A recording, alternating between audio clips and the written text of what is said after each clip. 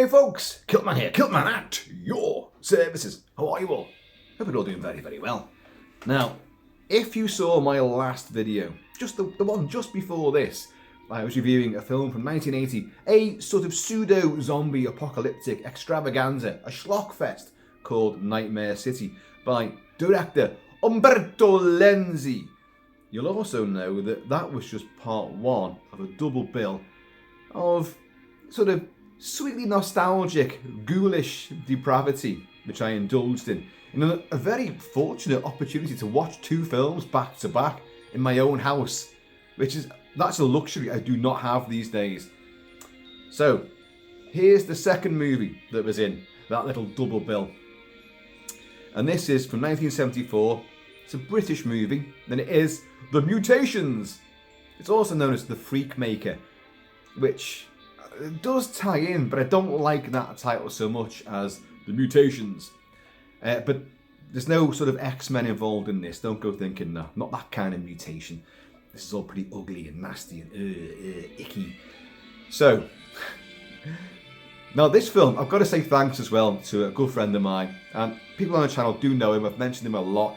Cristiano Dior, that's not his real name, but he likes to, go under a nom de plume. Cristiano.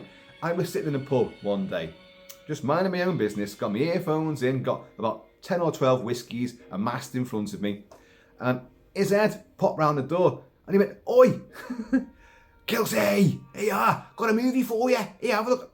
Why do I always give him a Cockney accent? He's not Cockney, he's a Scouse as they come. Like, "Oh, you, Kelsey, I've got a fucking movie for you here. Hey, legend, mate, boss, mate, have a look at this motherfucker. I ordered two of these by mistake. Who knew? You can have one of them. Go on, you'll enjoy this. It's called The Mutations." And it is there. And it is a French Blu-ray edition of it. And I've seen the film before. I've got it. I've got a copy of that film somewhere anyway, but not that particular version. And so I said, "Oh yeah, I'll give it a shout out about that." So there you go, shout out there to Cristiano Dior. And said to him, I will watch it and review it. I know the film pretty well, and since a child, in those big horror pictorial guides by the likes of Dennis Gifford and Alan Frank, there was always pictures of Donald Pleasence. Yes, the Donald Pleasence, for 'tis he, one of the stars of this movie, as a mad professor, Doctor Nutter? Let's go with Nutter, that's clearly what he is. And he had the beautiful Julie Edge. Already we come into a bit of controversy when it comes to people's names. Julie Ege, E-G-E, was a Hammer starlet. She was a former Miss Norway. Absolutely drop dead gorgeous and doesn't mind getting bits and bobs out for the crowd. Now, she's in this, and the picture is the mad professor, the mad doctor, Donald Pleasence, with a big sort of laser beam thing, and she's naked on a laboratory table. And when you're a little kid, and you're a little lad, and you're going like, "Ooh, that looks interesting. Ooh, I wouldn't mind seeing that." And then it kind of cropped up, sort of a couple of years later, on TV, terrestrial British TV, and my little jaded mind lapped it up. Now, I say Edge, it's E-G-E. I have reviewed her movies before.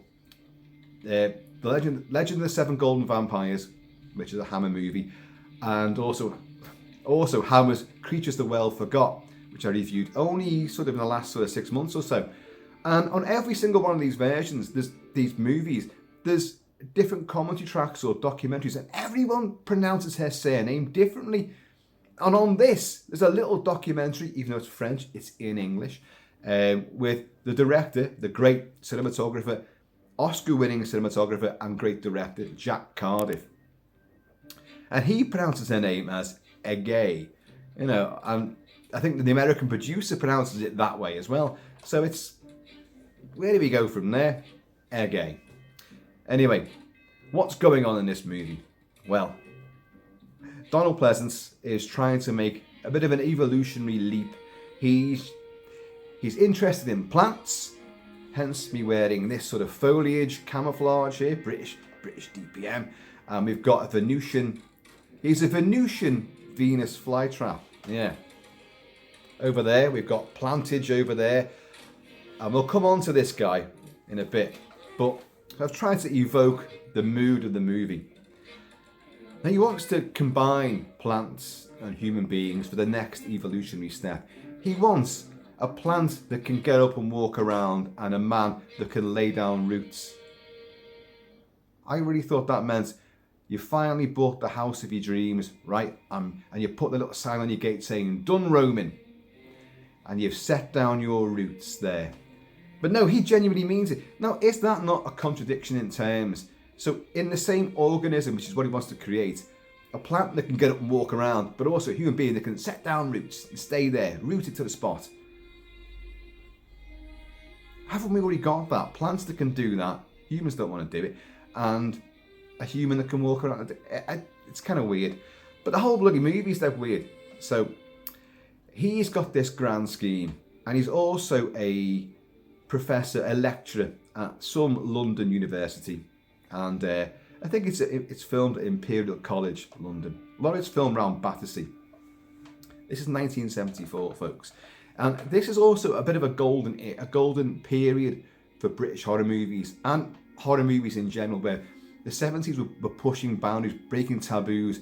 You have the likes of Texas Chainsaw Massacre. So independent movies were like really going for it, you know, after the likes of Night of the Living Dead, and then big budget stuff like Rosemary's Baby, and then The Exorcist would come along. They're pushing things further out.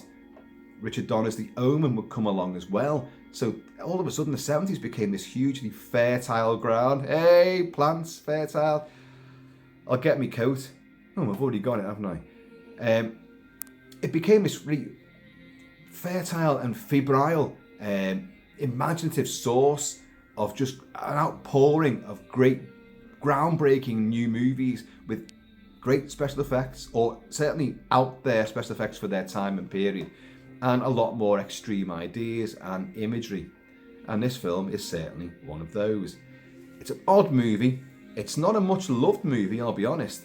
But, you know, there's a cult following for him. Everything's got a cult following, hasn't it? You know, because no matter how crap a film might be, you're going to find a bunch of people who go, "I think it's great, I love it, let's form a cult, and we're going to call it in all our little writings and scribblings on, you know, fan bases and forums, it's a cult movie."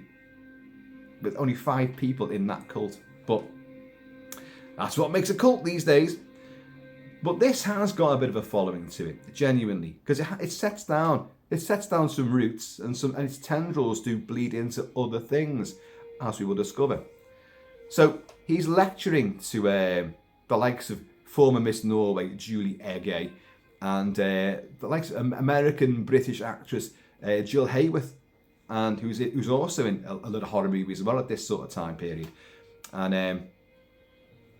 a nice little bunch of fit young women, and a couple of guys who are studs and that, like, and all around swinging London, you know, in that sort of era. And you know, some of them are yawning through Donald Pleasence's lectures, some of whom are really listening and all that. But one of them, after the first lecture, takes a little walk through the park. Suddenly there's strange little people looking at him from behind trees. I know, it does sound utterly bizarre. Little people, genuine, not like, you know, elves or fairy folk or leprechauns, but little people with dwarfism are looking around the trees at her. She gets a bit unnerved. There's someone else lurking in the trees too. Begins to run away. Doesn't get far. Gets captured. Goes missing. All her friends, well, have you heard from... Not sure what her name was now. Have you heard... Let's call her Jill. You know, have you heard from Jill? No. Wasn't she with you? No. But she was setting up a meeting for a dinner party for tonight. Well, maybe she'll be there. Jill won't be there. So everyone's a bit surprised. Enter into the fray of this. You get an American called, what's his name? Brian, I think it's Brian. He's played by Brad Harris. Well, we'll talk more about this guy. But Brian arrives. And Brian's like some kind of superstar scientist in the making. He's much older than all these other people. And Donald Pleasence likes this guy as well. So Donald Pleasence takes him, Doctor Nutter, what is it? Nolter, takes him to his sort of baronial seat, somewhere around by Hyde Park, probably. There's a pack of dogs guarding it outside. There's all like gates and wrought iron gates and stone walls and all that. And lovely secluded lawns. And you go into this place and he shows him his laboratory. And like, well, what's all this about then, Doctor? What are you doing? And it's all like Venus flytraps, but they're clearly props and sort of set design. But they all move and open and close. And he said, like, he exposes his grand design about like a crossbreed of humans and plants to make a new super race, the next step in evolution. And well, how are you going to do that, Doctor? How? Well, I've got the enzymes from the plants and the enzymes from the humans, and I combine them, and I can create this. And this Yanks sort of going like, well, aren't you taking you're being a bit presumptuous? Shouldn't evolution go over millennia before things change? Oh yes. This is just the sort of the humbling beginnings of it all. I've got a long way to go. I'm just working out how it can be done. Blah blah blah. You can probably tell he's thinking like, shit, maybe I've given away too much of the game here. But weirdly, Brian goes back to lectures and does tell the other crowd, who are still missing their friend. She didn't turn up for that dinner party. Anyone heard from her? No. And you've got a boyfriend there as well, played by, hang on a second, Scott Anthony, and his name in the film is Tony. And he's like, no, I'm a bit concerned about her. It's been a few days now. Doesn't answer my calls. No one's seen her. She didn't turn up for our party. What's going on?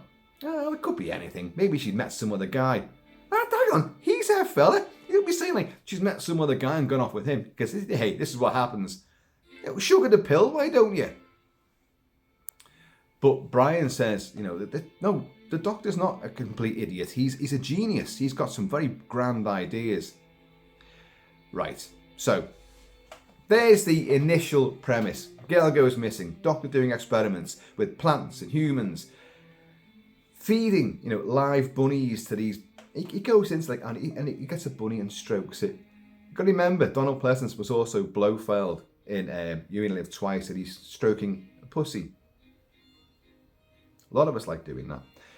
But now he gets a bunny out and he strokes it, and then just goes and tosses it into the big sort of fanged, leafy mouth of some horrendous, monstrous Venus flytrap creature monster he's created.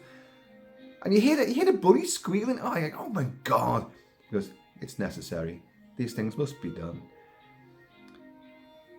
Right, so that's your premise anyway. Experimentation, humans and plants. Where does it go from there? What is happening is there's a circus in town, a carnival. In that carnival you have a freak show, and it's run by none other than Tom Baker. Tom Baker, you say? Tom Baker, yes. With a hugely deformed face, lots of appliances by special effects guy Charles E. Parker. They're elaborate. They're not brilliant, but they're elaborate. And he's got a massively deformed face, and he wears a big floppy hat and a scarf wrapped around himself and a big jacket. Tom Baker wearing a floppy hat and a scarf and a big long jacket. Any ideas? This is 74. After this, he would become Doctor Who. It is true. Now, in this film, already he's the guy that runs the carnival. Now, what's going on? I'm leaping around here, but you know what I'm like. He's running the carnival, and he looks after the freaks that are there, who are on the sort of sideshow thing. But he's in cahoots with Dr. Nolte, Donald Pleasence. And what he does, Dr. Nolte, all his little sexy co-eds, he kind of puts that one, get that one. I need to have my experiments. So Lynch, as Tom Baker's character's called, Lynch will, using some of the other, freaks, the little people, will chase these women, but he will capture them, and somehow or other, even though he's a big lumbering misshapen brute, with a rather obvious massive floppy hat and a big scarf and a woman over his shoulders, seems to navigate around London and then take these women, who he somehow manages to, you don't see this in the movie, but he must use chloroform or something to knock them out. Because in his grip, they sort of go, and his hands over their mouth, they go, Apologies, if they do mention chloroform, then so be it. But it must be that. And then he will somehow or other whisk them to the Mad Doctor's laboratory, where experiments will be done to extract their DNA, put in this serum, and create, well, these Venus flytrap creature things. But he's moving on. The Doctor's getting better at it, but these things aren't surviving too well. So what you find out is that the ones that don't really work out end up as part of the sideshow in this carnival. So, now, well, how's he doing that then, really?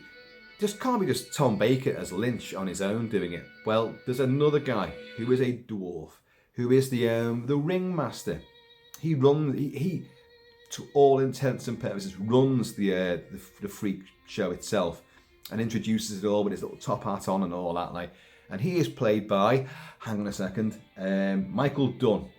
And Michael Dunn plays Burns. So these two guys, Lynch and Burns, they're a bit like the Burke and Hare, you know, the body snatchers. They will procure flesh for the Mad Doctor, for his experimentations. You see, it's all there. But Burns, played by Michael Dunn, is getting cold feet about this. He does not like this. By the way, the other people used in these sort of capture ambushes, they don't know what's happening to these poor women. They just think they're frightening them for a bit of fun, and even they don't like doing it. But they're being used. Burns doesn't like it anymore. Lynch, Tom Baker wants to carry on. Why? What's the hold that Dr. Nolter has over Lynch? Lynch is deformed. Lynch wants, with all these, how many more, Doctor? How many more before you can fix me? Because I want to be normal. Because yes, acromegaly or whatever he's got, some hideous disease to deform him. And of course, Donald Pleasence is typically like, you get this in House of Frankenstein, where Boris Karloff playing Professor, I forgot the name now, and he's got the hunchback from the circus, you know, but you can fix this, can't you? And all, oh yes, but I need you to help me with my experiments. So, you know, just keep on doing what you're doing, and I'll fix you one day. They're never good. They always relish on the deal, don't they? These mad professors. They're only using people. And Donald Pleasence may well be in that category. There's a problem with this movie, and the problem is Donald Pleasence. Who does not love Donald Pleasence? Dr. Crippen, that Going Blind, you know, Master Forger from The Great Escape. He's in westerns. He's in Soldier Blue. He's a vicious slave trading, you know, arms dealing, horrible guy in the great controversial Soldier Blue. But he's Dr. Sam Loomis. He's in Prince of Darkness. He's in 1,000,001 genre movies. He's fan-fucking-tastic. But he plays the role of Dr. Nolter really serioso and very sort of middle of the road, just sort of a monotone voice. Yes, this is just what plants do. We just analyse what the plants do, and then we make the next logical step.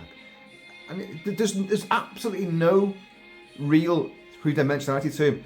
But Dr. Tom Baker says you can fix this. You can fix this in good time. Yes, we'll just carry on with this for the time being. Oh, I have made some progress. Look in this microscope here.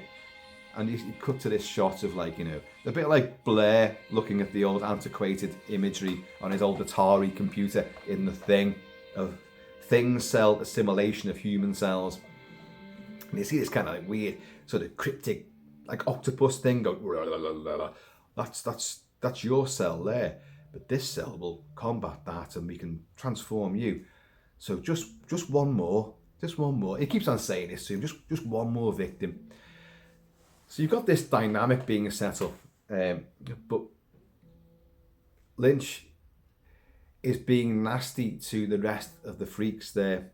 There's a birthday party for one of the freaks in the show. And you've got Pretzel Man, you've got Frog Boy, you've got Snake Woman, you've got Lizard Girl, you've got, I don't know, what else? Popeye. Popeye, played by a fella called Willie Ingram. Willie Ingram's American. Black dude, probably from New Orleans, and he can make his eyes bug out, whoa, like that, like a pure Tex Avery style cartoon. What? The eyes are out. And apparently, he and the producer used to walk the streets of London whilst making this, and he'd just do it they just tap a woman on the shoulder, and she'd turn around and he'd go, poor woman would pass out. He'd be like, and they just walk off laughing. What?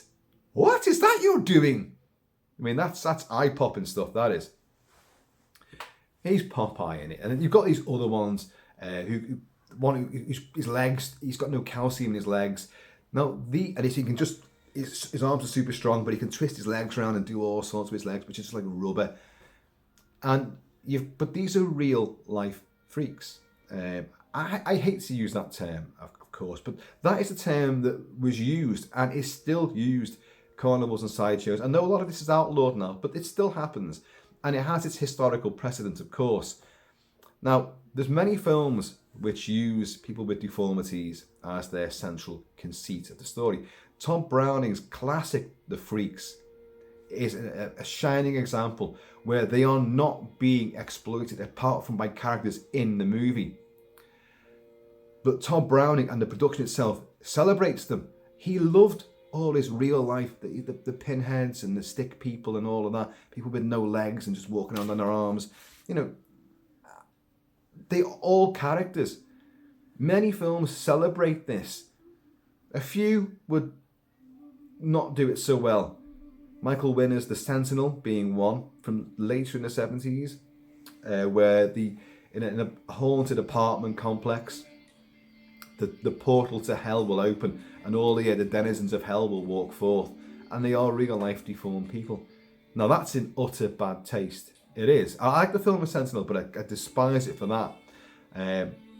But these films and the whole thing about circus sideshows, especially throughout the ages, people with deformities would be used, exploited, but within that framework, they become a family network who would look after and protect each other.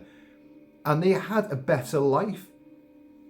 I'm not saying it's the best of all worlds. I'm not saying that whatsoever. But it is part of this story and certainly the reality of these things as well. And they have the best. They're looked after and have friends and family around who will protect them. And they make money as well. So, and they're safe. That's the main thing. They're safe. No whiskey left in the house. Got to sink to the depths of Budweiser. Dear God. Cheers, y'all.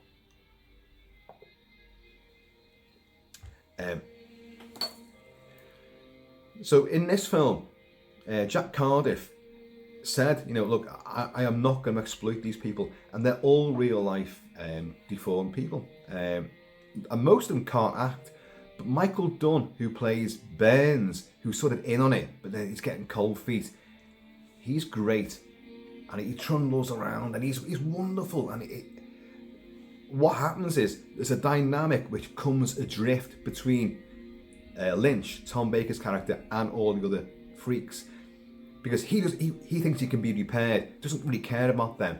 There's a birthday party for one of the freaks there. It's a long sequence as well, and they're all having fun. They've got banquets out and they've bottles of champagne and all that. This is all in the big sort of the carnival itself, and Lynch struts in there and like, Mr. Lynch, aren't you going to say happy birthday to Maggie or Alice or whoever it is? Like, he's like, oh, you freaks. You know, oh, hang on a minute, but you're one of us. One calls him, you know, you're our brother. And then one says, no, you're our father. Because Lynch is kind of in charge of this whole thing. And like, he just goes berserk. He starts kicking all the plates over and he's storming around and like glaring at them. I'm not like you. I'm not a freak. You're all freaks. And he ruins the whole bloody thing. Like, so you've got this animosity there between him and the others. He wants to leave them behind. And that's the horrible side of it. Whereas these are all protective of each other. And like, we know, he shouldn't speak to us like that. Don't you worry. To the girls, but we'll have another celebration for you. Don't you worry. And it's touching. Jack Cardiff said, you know, I'm not going to exploit these people. I'm going to have them act. I'm going to have them say lines. I'm going to enlarge their story.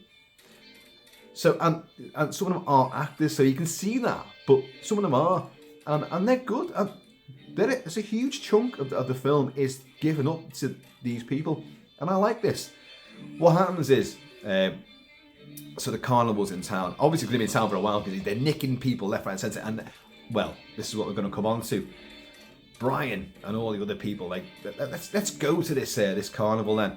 And they go there. They go to the freak show, and it's Burns, little bit Michael Dunn, introduces all the freaks, and so we see them all doing their thing and revealing what their deformities are. And he says, now for an extra 10 pence, an extra 10 pence, you can come and see the Serpent Woman or the Snake Lady, whatever it is. But she's hidden away in there. So our mob are about all the friends of the girl that went missing. There's our 10 pences, and they see around Burns' neck there's a pendant, and it's the pendant that the girl who went missing was wearing. And the boyfriend Tony just says, where did you get that pendant from? And he's like, well, I manufacture these myself. Do you? Well, let's I want to buy one. And he said, I'm sold out. And by the way, there's no more room left in there. But hang on, you just took our 10 pences off us. He said, take the 10 pences back. There's just no more room in there. But there's tickets there. There's no more room in there. And I think, right, but they're dead suspicious now about this. Now, in the background, you've got Lynch, Tom Baker, with his hat on, and he's in the shadows. And in a great line, he goes over to Burns and goes, you bloody fool. What are you wearing that for? Because that's obviously what the girl wore, that he's just abducted and she's, Anyway, so who's the Serpent Lady, the Snake Woman? It's the girl that went missing because the experiment went wrong again. So all the ones that get botched end up shoved into the carnival, and you see her, and it's quite a wretched sight. She's gasping for breath and all, and she's just this horrible thing lying in a pile of hay in a sort of wooden crate. And that was the fit girl you saw at the start. It is terrible and horrific. So of course Tony now thinks, hang on a minute, I'm going to go back there because I'm going to sneak back in. So you get this great sequence.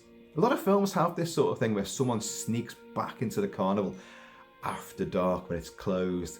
The Funhouse, anybody? I've reviewed that massively on the channel. Toby Hooper's The Funhouse, awesome movie. Do check out the review. So he sneaks in there to try and find out what's going on, and he gets into the bit where the Snake Lady is, which, little does you know, that's his bloody former girlfriend, And he looks in there and she's gasping and dies, basically, just dies in front of him. So he runs off, but he's been spotted. Tom Baker's lumbering giant Lynch has seen him. So you get a big chase sequence throughout this deserted carnival, and he goes into the haunted house, the ghost train thing. There's all things looming out and effigies and what have you. And but he'll get caught by Lynch and old hand over the mouth. I think he gets clubbed as well, and dragged off, because Donald Pleasence, as Doctor Donald, has also said, yes, another one. Has it got to be a woman again? No. At this stage, it can be a man. In fact, a man would be better. So, as luck would have it, here you go, Doctor. A man for you, man plant. Well, that experiment goes even worse, because what he turns into is a human Venus flytrap, who then manages to escape as well from the doctor's laboratory and his baronial home and go on the rampage in London. Holy shit. But what he does first of all, I've said that the first girl went missing was his girlfriend. I am wrong. They're just friends. Jill Hayworth is his actual girlfriend. Sorry about that. Sorry to mislead you folks there. Does it really matter? And he makes a phone. By the way, he's got a mouth like the end of a tuba, or a big trombone or something. So his mouth goes whoo. Imagine that, but sort of 13 feet wide in circumference. And he looks. The rest of him looks like that.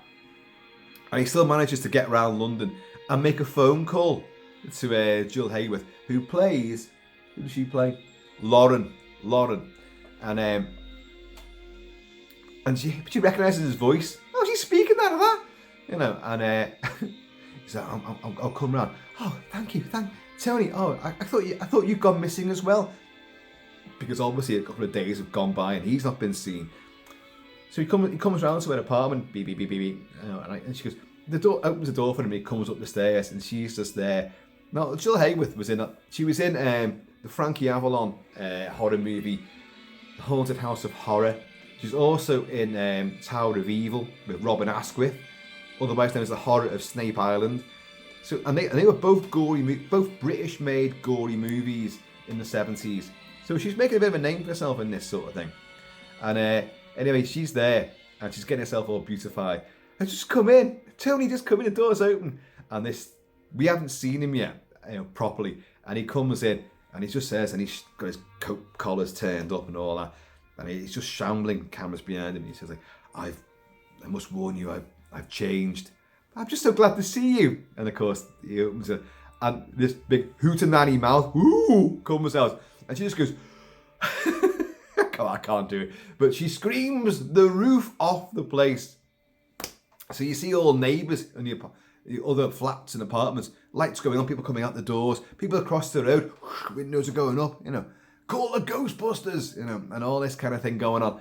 And someone calls a copper, and a passing bobby on the beat comes running down the street, you know, runs up like, open up in the name of the law, bang, bang, bang, bang, bang on the door. She's passed out now, but our Venus Tony has bugged out through the window and gone on the run, as you know, plant men tend to do. And then the copper comes in and finds she is now comatose for the rest of the movie.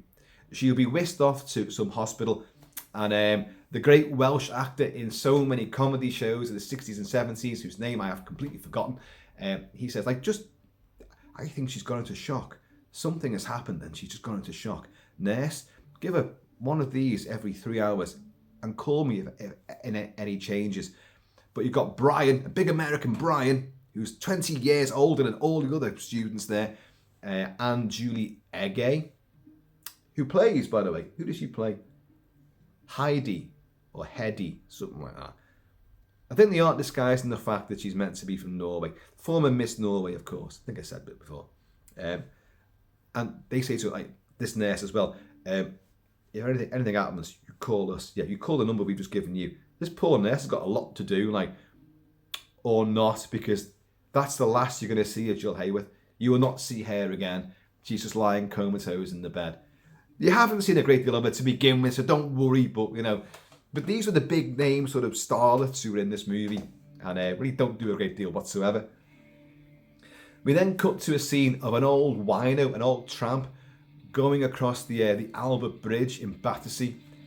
Sort of, it's almost dawn, and it's dank and grey and dismal, and it looks really wet and cold and horrible. And he comes across the bridge, and he comes down the side of the bridge onto the little sort of stone jetty just underneath the actual walkway and roadway of the bridge, and he settles down there. Oh, and he gets his little bottle out. He's happy. But what comes up from the riverbed, all the silty mud of the riverbed, is him. Is our mate Tony. Tony, who, an unfortunate victim, had no idea what was going to happen to him, didn't ask for this, has now almost scared to death his girlfriend, and now he's got a big tuba of a gob. Play on words there. Comes up the side and fucking gets this fella, and because he's a Venus flytrap, he just goes, whoa, like that, and it doesn't reveal a Mad Max MFP t-shirt. It just reveals this sort of oozing, enzyme secreting, sort of leathery foliage inside of his Venus flytrap, and all the little teeth and barbs on it, and he just grabs this guy, and the poor fella's screaming and gets sucked into all this, and well, that's the end of him, obviously. Chowed down on. Whoa! Kind of evokes what you'd see in Guillermo del Toro's Mimic, later years, where the big mutated cockroaches who have the human face but they open up and all this sort of thing. Also a bit of The Fly, David Cronenberg's The Fly, a man unfortunately transformed by erroneous scientific endeavours and will have to perform horrible things in order to survive. His new thing has to survive. Whatever he's become, he still has to eat and live. So he's still going to do these things. Because in the full version of The Fly, there is a sequence where he kills a bag lady and like vomits up on her. This and obviously consumes her, her liquefied remains. That was cut out, probably for good reason. And so Tony's now a bloody killer. He's a murderer, but he doesn't want to be that way. But he's got to survive, hasn't he? So what happens next? We have yet more confrontations with Lynch and Burns. Lynch is being nasty to all of the other freaks now, and he's still saying to the Professor, "You've got to change me. You've got to do this. Please do this." He has so many more confrontations with them that they're all like, Burns, this is to the little guy, Michael Dunn. You've got to stop this. He's being nasty. This has gone too far. They don't even know about the killings. They haven't got a clue about that and what's going on with the experimentations. All these new freaks that are coming and they're dying. What's wrong with them? All this. Like, he's got something. What's he got over you? They're saying to Burns, and Burns will confront Lynch and say, like, I'm not doing this anymore. I've had enough of this, because he knows that this is wrong. I never wanted any of this. Oh, I don't want to be like this. I can have this changed. This is a deal. We had a deal. He said, well, I'm breaking the deal now. And Lynch, Tom Baker, goes to hit this little fella, and then stops. In a wonderful moment, which you wouldn't expect. And I'd forgot about this. Lynch, Tom Baker, gets a cab into town, as you do, and seeks out a prostitute, played by, I think, Lisa Collins. And he goes up to her room and knocks on the door. She lets him in, but he's all covered up. And she goes, right, what is it you want? By the way, it's going to cost £3 for this, £5 for that, whatever. And he says like, oh, okay, just David, take your hat off and let's see who you are. And he reveals his horrible, misshapen face. And you think you know what's going to happen here, because you see it in The Burning, where Cropsey, the burnt maniac from the Tony Megalum's awesome 81 movie The Burning, Stalk and Slash. I've reviewed that as well separately. Go check it out. Goes to find a prostitute, and she just takes one look at his face, screams in horror. So he takes a pair of scissors and just, with the aid of Tom Savini's makeup effects, he guts it, good style. Like, well, you think that Lynch, who's a vicious, vindictive, violent man, is going to do the same to this woman? And she goes, I've seen worse. So there's nothing in this game I haven't seen. What is it you want? And he goes, I just want you to talk to me. Just talk to me. She goes, oh, look, I know every obscenity under the sun. And he just goes, she goes, what do you want to hear? And this is the thing, folks. He's the big nasty, the big brute of this. And he just says to her, I just want you to tell me that you love me. And that's the end of the scene. He doesn't kill her. Doesn't do anything with her. And it's just, oh God, yeah, you're a broken man as well. You've suffered with all this, and you're trying to find a way out, and you've been driven to this as well, and you're taking your frustrations out on people which you're part of. But you, the bad side is he wants to turn his back on them. Okay, so he's not exactly Mr. Innocent in all this, but it's a touching moment where a bad guy reveals his real, vulnerable inner self, and in a film which is pure exploitation, but with a lot of ideas to it. It takes on a very humanistic angle, and I've got to applaud the film for doing this. You've got to admit that Tom Baker at this time, although he's unrecognisable in this, he had done and won awards on stage. He had very mixed reviews on stage. In plays, he could be brilliant or he could be really bad, depending on how the critics viewed him. But he was also in Nicholas and Alexandria, and he played Rasputin the monk to great acclaim. He then was in, oh God, let's get this right. He was in Sinbad, The Golden Voyage of Sinbad, where he played the evil sorcerer Cora. It was Jean-Philippe Law and Caroline Munro in that one. and he's great in that. That was the same year as this, 74. He would also play the really wild seafaring captain in the great TV miniseries Frankenstein: The True Story, where Frankenstein monster Michael Sarrazin hoists James Mason up on the front mast during a storm-tossed, lightning-filled sky, the schooner at sea, and you've got Tom Baker as this grizzled, big Brian Blessed bearded sort of sea captain. We can take him en masse. No, he'll kill all of you, says Frankenstein himself. Like, he'll kill all of you. No, we'll take him. And he puts bullets from his flintlock pistol into Michael Sarrazin's monster to no effect at all. But he's great. And of course, right after this, with the floppy hat and the scarf and the big coat, he would become Doctor Who. This is almost a trial run. And especially when you think about the concept of human beings being transformed into big, ravenous plant monstrosities. What's one of the greatest Doctor Who stories from the Tom Baker era? Doctor Who and the Seeds of Doom, which I'll cover one day. It's a wonderful, wonderful story and full of great, nasty effects as well. And a great big, the crinoid monster, which takes over a huge country house as well, you know. So Tom Baker is a great actor. What made him take this role after being acclaimed and then having these other sort of big sort of starring roles? Take on a role where it's a big role in the movie. He's in it for a good chunk of the movie. He's a huge, big, looming character, but he's totally misshapen. He's got this hair. Only in this case, it's a wig. Sadly, mine's real. And he's doing these nefarious things and kicking dwarfs around and, you know, being a right nasty piece of work. But it's Tom Baker. He can reveal this inner humanity despite the monstrosity, and that's what makes this film not the bit of sort of, you know, gratuitous hokum which it was written off as at the time, and pretty much has been ever since. There's a lot more going on here. So anyway, what do we find? Oh yeah, our boy, the big tuber-faced, him. After his girlfriend's passed out on the floor and the coppers coming up the stairs, he scribbles a note saying, incriminating the good doctor, Donald Pleasence, and saying, you know, it's all there, he's turning many people into plants, blah, blah, blah. So Brian gets that note, the American guy. He goes, right, I'm gonna sort this out. I've got that wrong. Because what I've missed out is Julie Ege's nudie bits.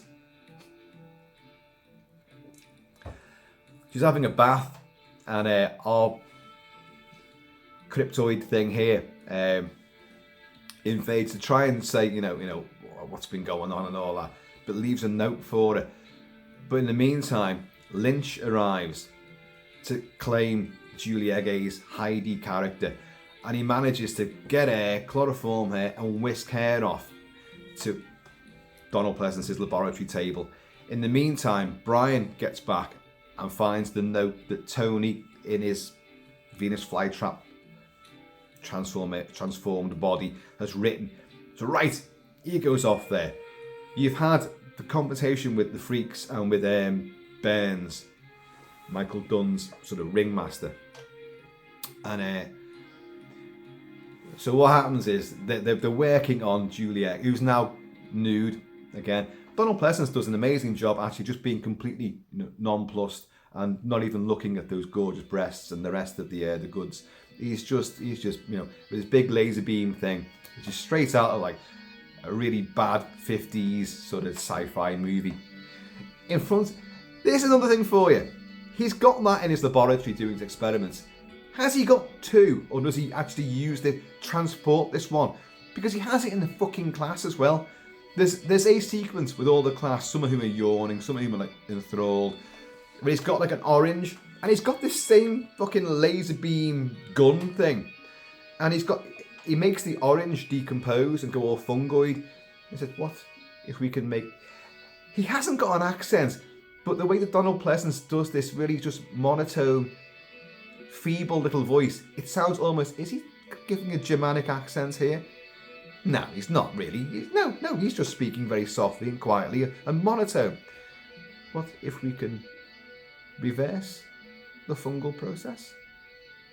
Let's see if we can do that. And he does, and in reverse sort of photography, the fungoid elements are dispersed, and orange is back to its normal, juicy, citric, fantasticalness.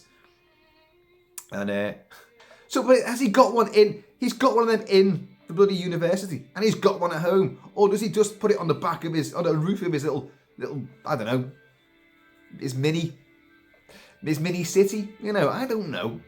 But it's a strange concept. So he's got Julie Erg there, and he's got this laser beam there. They're going to work on hair now. And yes, we'll sort out your pretty... No, it doesn't say anything about Tom Baker's pretty face. But they hear the dogs going ballistic outside. Remember, he's got a pack of dogs outside, guard dogs. They're going ballistic. Why? Because Brian, big American brash Brian, has climbed over the wall, and the dogs are barking and going for him. So as he's there, Donald Pleasence says, see who it is and get rid of them. So he sends out lumbering Lynch to go and do the dirty work again. And so you then get a big fight. Lynch says to him, why didn't you use the bell? Or why didn't you just knock? Something like that. And he's like, uh-oh. And there's a bit of a set two here. It's not very good.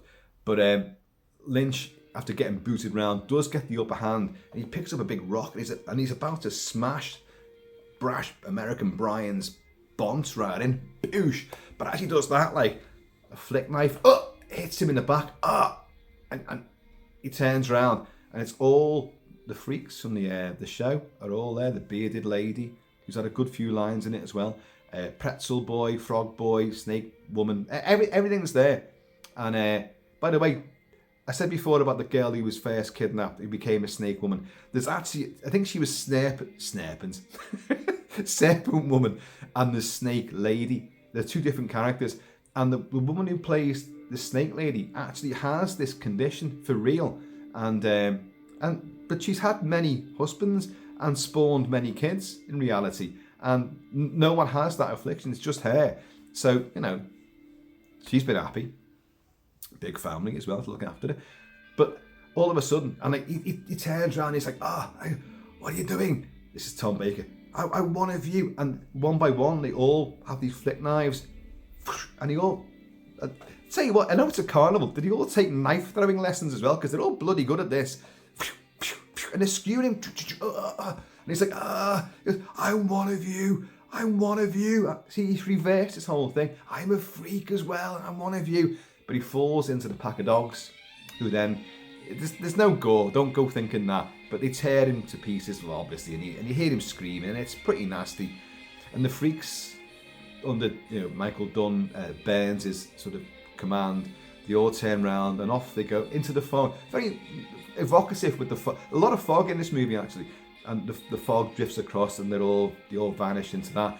Brian wakes up and, right, I've got to get into that house. In the meantime, Tony, Mr. Venus Flytrap himself, I was looking for whiskey. I haven't got any. I only put the whiskey down there. Bottle of bud was over here. Sneaky, that's sneaky. In another scene reminiscent of David Cronenberg's The Fly, you've got like Donald Pleasence about to put the final, I'm going to put the serum into it and transform it.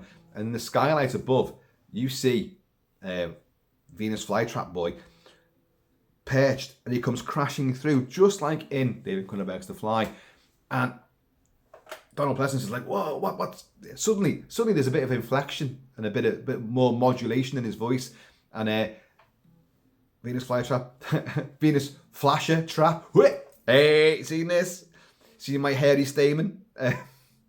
Does this and wraps up Donald Pleasence, who gets dragged in, screaming, but knocks a lot of stuff over. Next thing, the laboratory's on fire. Conflagration everywhere. In a great shot, which is actually really, you go, oh no.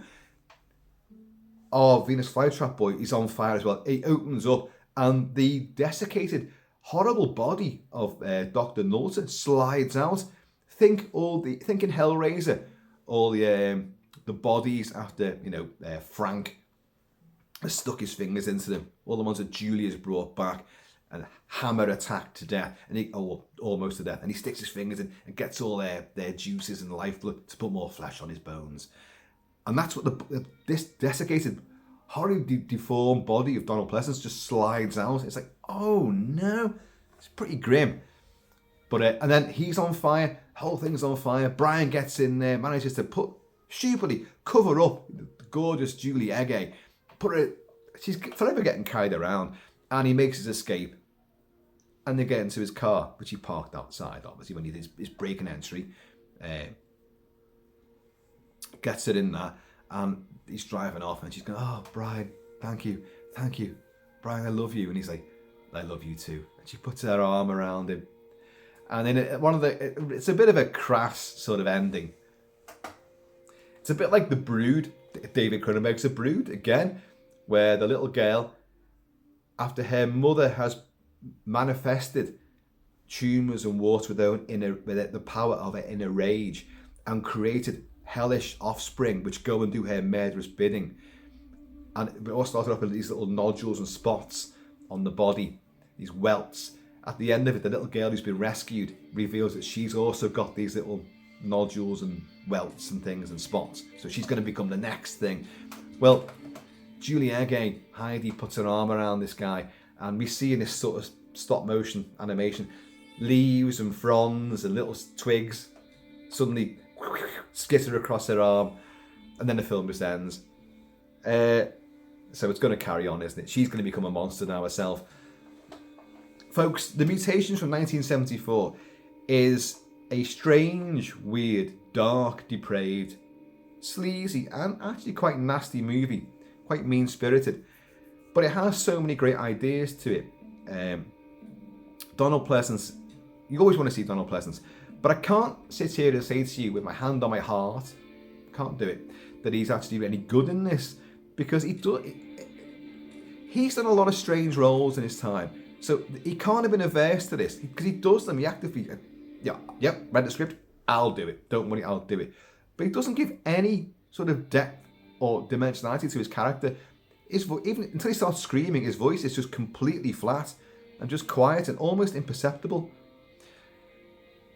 Tom Baker is outstanding. As I said before, he reveals a sympathetic side to it. His horrible beast. That's my evocation of him over there with a big floppy hat and ugly face. Oh, floppy hair as well. But he's a commanding presence, where they're strutting around and shouting at the other freaks in the carnival, staking his claim on everything and despising them, or, chasing after women and catching them, or chasing after a bloke and catching him and carrying them off. He's a physical tour de force. He's a powerful presence, but he has got that little wonderful sequence of deeply felt vulnerability, which you sympathise with. That works. That's great. The rest of the cast, apart from the freaks themselves, some of whom are not actors at all, but I like the fact that they're there and they're given more to do. I think it works. Michael Dunn, who plays Burns, is brilliant. Sadly, at the age of 38, Michael Burns died whilst making this movie. The film was still in production when he died. He'd filmed all of his scenes though, so the film is complete as far as his character is concerned. But isn't that sad? Now, the great Zelda Rubinstein, who was the little diminutive medium in Poltergeist, this house is now clean. She was apparently inspired to act by seeing him. He was American, and but he's in a lot of other movies as well. Now, Jack Cardiff directs this. Jack Cardiff directed quite a few movies. Sons of Love has got a lot of accolades, but he was by far a better cinematographer, and with many, many movies. He got an Oscar for Black Narcissus for Powell and Pressburger. He filmed all of their movies, actually. Well, all their main movies. The Red Shoes, A Matter of Life and Death. But Black Narcissus, folks, if you have not seen Black Narcissus from 1947, 1948, but it's in glorious Technicolor, it's absolute cinema at its best. It's a gothic, almost supernatural, it's told in such a a visually almost horror story fashion. You forget it's not a horror story at all, but it's about madness and chaos and the human mind and the human soul. Wow, it's Black Narcissus. It's one of the greatest cinematic achievements that I've ever witnessed. And everyone goes on about the red shoes. I know, but Black Narcissus is better than that. Cheers, y'all.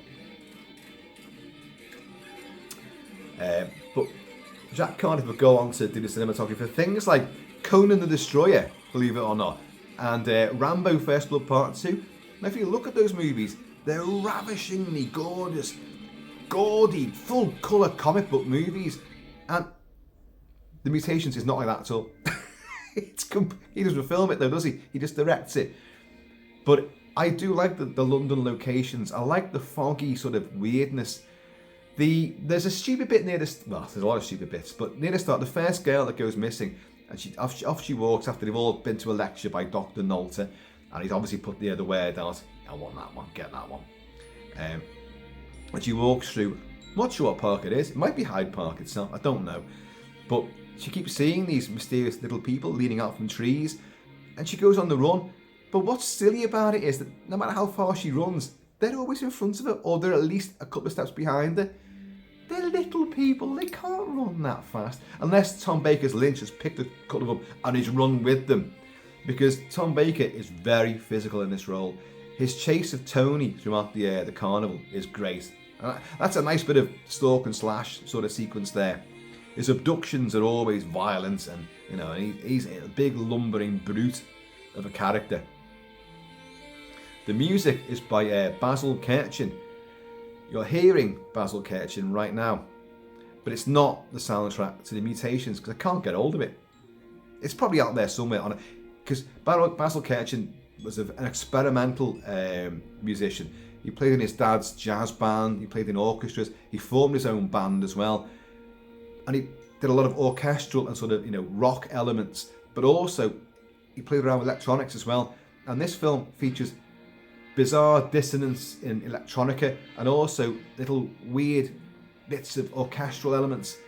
And what you're hearing now is Basil Kirchen's outstanding score for the abominable Doctor Phibes, which came out the same sort of time, if not the year before, in fact 1973 I think it was, with Vincent Price as Dr. Phibes. Wonderfully. You've got the sequel to it as well, but Basil Kirchen did not score that. But I'm playing it because it's very evocative of what the score to the Mutations, aka the Freakmaker, sounds like. The film opens up with a rather lengthy introduction of real life sped up footage of how plants adapt and mutate, spores and seeds and growth, saplings and things, with this kind of weird music playing. And you're kind of like, it does go on for a long time, so you'd be forgiven and thinking, what have I put on here? Is this a nature documentary by mistake? What's going on here? I thought it was going to be a gory movie with boobies and stuff like that. Don't worry. After about 5 minutes of this introduction, you do get into it, because what it turns out to be, that's Donald Pleasence giving a lecture to all these rather wayward, haphazard, half of them interested, half of them aren't. It's a lecture he's giving to them. I actually like this movie quite a lot. It has some ideas. Some of the elements, like that sequence I just described there, showing the sped up footage of spores and seeds and things adapting and mutating, is very reminiscent, as is a lot of the movie in fact, for Philip Kaufman's Invasion of the Body Snatchers from 1978, one of the greatest remakes ever made. One day I'm going to cover that properly, give it its proper due. But it's very similar to that, and the theme of transformations and cocoons and plant-like tendrils and pods. Again, it seems to have its basis in this movie, The Mutations, more so than the original, 1958, 57 version of Invasion of the Body Snatchers by Don Siegel, which is a classic movie, of course. And even that broke a few boundaries with its visual effects and its ideas, based on Jack Finney's original novel, The Body Snatchers. But visually, Kaufman's version seems to reflect a lot more of what you see in this movie, at least, as far as effects and the plants and the vegetation and all the skin changing and all that. it's quite audacious. Charles E. Parker's effects are not exactly any sort of groundbreaking, revelatory, technical wonder, but they do the job, and they are quite audacious. You've got a walking Venus flytrap who's about 6 feet tall, who will open his leathery plant flaps and draw victims in, and then drain the juice out of them. It's not as nasty visually, but the theme is, it's dark and seedy. And these poor people being abused and experimented upon. Again, you've got a scientist who thinks he's doing things for the betterment of mankind, but he's doing it at the expense of individuals who've got no choice in the matter. You can't justify that. You cannot do it. You cannot do it. You twats that messed around with COVID-19 and unleashed it on the world. Can't do it. Can't do it.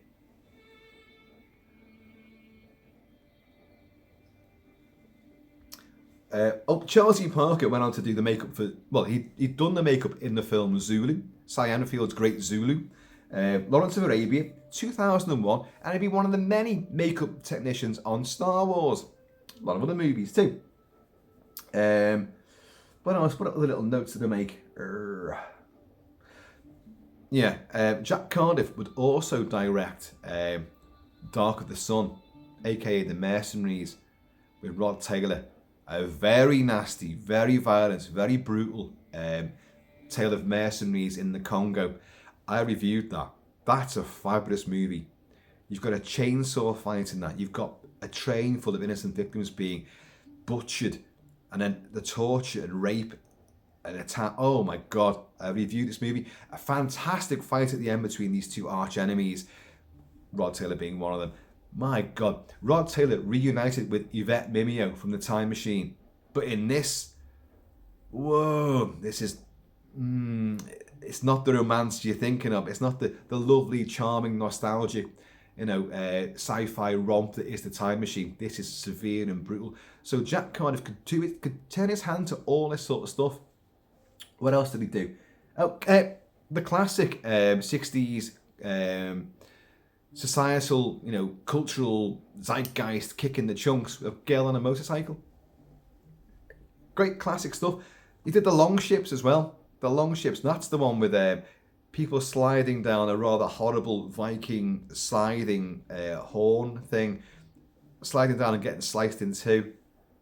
But Richard Widmark's in that as well. The Long Ships Viking saga. So Jack Cardiff, he wasn't averse to doing some nasty stuff. On that disc there is an interview with him. Obviously, he's dead now, so it's an archive interview, and he says I'm fond of the movie The Mutations, but could I do things differently? Yes. Could it be improved? Oh, very definitely. He said, but I like the way that I treated the people with deformities. I like the ideas. I like some of the performances I got. But I would do things differently if I got the chance to do it again. There is a sense that this film is just a sort of... You've got Amicus movies, you've got Hammer sort of on Hammer's really on the wane now, but they're trying to push things with like Frankenstein and the Monster from Hell, trying to be gorier and a bit more out there. They're being a bit more experimental with Legend of Seven Golden Vampires, and particularly Captain Kronos Vampire Hunter. So, where are they going with this? They're trying to be something more outrageous. America's got Texas Chainsaw Massacre and The Exorcist are coming out. So, you've had Night of the Living Dead. Oh, we've got to try to do something a bit more outrageous. But it's also harkening back to, even like the likes of the Quatermass Experiment, where poor old Victor Carroon comes back from space and he's got like a space cosmic malady where he's turning into a huge bloody vegetable biological creature type thing. He has a thorn encrusted paw for a hand, which he actually swipes a doctor with, and you see the gore of that. So it's harkening back to that, but also looking ahead to the likes of Doctor Who and the Seeds of Doom, Invasion of the Body Snatchers remake, and The Fly, and other body horror movies. So this is a film that's right in the middle, right? It's one of those stepping stones from the 50s, some of the 60s stuff maybe, but to the more outrageous transformative movies like American Werewolf in London and even The Thing. You've got this. You might not see much in the way of transformation, but you know a human being's become that creature there. So, you know, it's got a lot going for it. And I love the sort of seedy feel of, you know, the old Chelsea set. Dracula, Hammer tried it with Dracula 1972. Ooh, dear God. I know, 4D, you love that movie. I've got many other people, friends who love that movie. I have reviewed it. I'm not a fan of it at all. But I know it's got elements to it. Of course it has. One of them, you know, we don't need to say her name because you all know. But Hammer were trying to do outrageous things, and the Chelsea set was being used. You had Straight On Till Morning by Hammer as well, Shane Bryant and Rita Tushingham. So you had all this sort of, you know, what was then modern day London horrors, and this takes that on board with swinging sort of like, you know, hedonistic students. As Brian, the American, even says, like, you should be more respectful because you're all meant to be scientists. So what degrees are they? You don't find out really what they've studied so far, what their qualifications are, where they're meant to be at in their education. But they're not teenagers, they're older than that. And then you've got Brian, who's older again.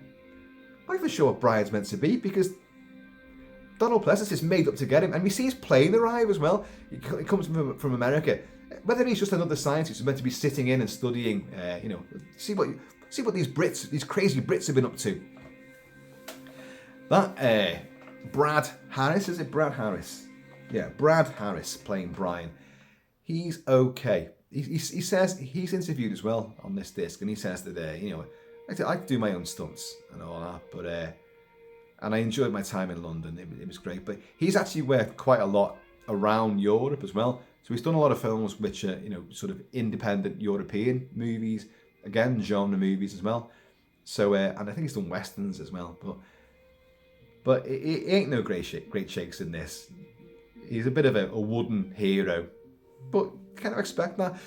They're all lesser characters, to be honest. Even your main bad guy, which is ostensibly is Donald Pleasence, he's not in it that much. It's the freak show, it's the carnival, and it's Lynch and his sort of his animosity and his strange relationship with Burns. That's what makes it. In some ways, the film it's like two films in one. You've got the Mutations side of it, and you've got this whole dichotomy of the freak show carnival aspect. But the two do irrevocably meet because one's bleeding into the other, and they're being used to supplant, you know, and provide the victims the fodder for the Doctor. So it's a circle. It's a circle of life. Dear God. Folks, the Mutations was part 2 of my super sleazy old school exploitation exploration, and I really enjoyed watching Nightmare City and this together. They're not particularly good bedfellows, but they're just both out there movies. I'm going to do it again. I'm going to pick another 2 movies sometime soon. I say that if I get the frigging opportunity to watch them, that is, and just pick them apart. It's great. So there you go. The Mutations is available on French Blu-ray. I think it's available on DVD in the UK as well. I've got a version of that somewhere, but it might be taped off the TV. Oh yes, it could be that old. So I don't know. It's there somewhere. I've got so many fucking movies. I don't know. But and I've seen it a few times before. But I had forgotten that absolutely terrific little moment of Tom Baker with the prostitute. You know, just tell me that you love me. And it's just like, whoa! I guarantee. Oh, I was going to say, I guarantee you won't expect that. Well, you do now, don't you? Because I've told you about it. But it's a nice moment in a film which is otherwise sort of, we're pushing things here. We know we're being depraved. Ooh. And when you first saw this film, you must have been quite unnerved by it. Oh, experiments, and you're turning into these things, and oh my God. It's not that explicit what you see, but what you see is enough. Donald Pleasence's body sliding out with his and it's all crushed in, and he's not quite drained because there's all oozy stuff all over him. It's blood and all. Oh yeah, he's a right friggin' mess. But Jack Cardiff delivered a nice bit of sleazy London underbelly with great sci-fi and horror, mutants, prophetic overtones. Can't say more than that, can you? And you've got Julie Egge and her boobs. The other girl, Olga Anthony, who plays Bridget. That's the first girl. Olga Anthony, who plays Bridget. You get her bits as well. So, you know, that's the sort of thing you're into. There you go. But it's got a lot of stuff. And it's a shame that Michael Dunn died and didn't do anything after this. Because he's a great little personality. And you feel for him because he's been suckered into this. There's some kind of... I think the script doesn't make sense of what's Lynch got over Burns. How's that happened? Is it just like, well, we can keep the carnival running, which keeps all your friends safe and happy, so long as we can keep doing this? So you've got to be part of procuring victims for the Doctor. It's probably something to do with that. And they probably do say it, and you do get a lot of discussions between all the freaks and all that about what's happening there. But they're great. To me, they're what make this movie. They are great little personalities, and they get a bit like Todd Browning's freaks. They do get their revenge. They do. Don't mess with people like that, you know. Cheers, folks. I have been on with Shabby Kilt-Man. This was a big, long, rambling, off-kilter sort of review, but you know, that's what you know and love. That's what you come to expect. Much more to come. So please, in the meantime, in this ever freakishly mutating in between time, please keep it Celtic, keep it Celtic. And I am going to see you all.